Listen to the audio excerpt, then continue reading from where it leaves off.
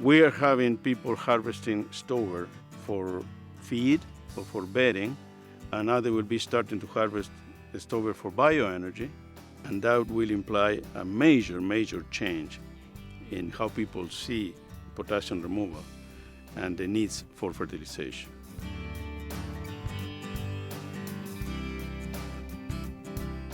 The harvest or not of crop residues after grain harvest is very important because that affects the amount of nutrients that is being removed from the field. The main misconception that farmers have is that the impact of the stover removal is the same for the different nutrients, and it's not.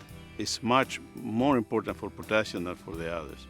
So when a farmer changes the production system from harvesting grain only to harvest grain and stover, then the potassium fertilization need will at least multiply by twice or maybe more. Just to give you a practical example, if a farmer is in the strategy of maintaining soil test values, harvested only corn grain, he may be applying, for example, 50 pounds of K2O. If in addition to that, he's removing the stover, he may have to apply 100, 120, or maybe even more. The other thing that we found is that the rainfall influences the rate of leaching of that potassium from the residue to the soil. So what we are finding is that in soybean, for example, we see that depending on the rainfall, about 80% of the potassium in that residue can be lost.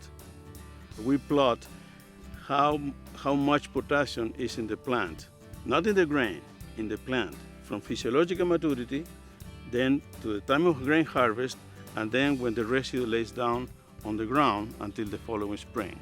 And you can see there that there is always a decreasing trend in the amount of potassium remaining because some is lost. But then these graphs show how the rate of the potassium loss is much faster for soybean residue than for corn residue, and it also shows how the impact of rainfall is very important.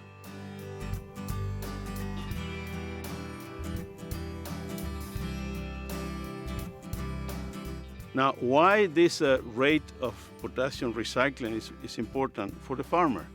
Because that affects the soil test results.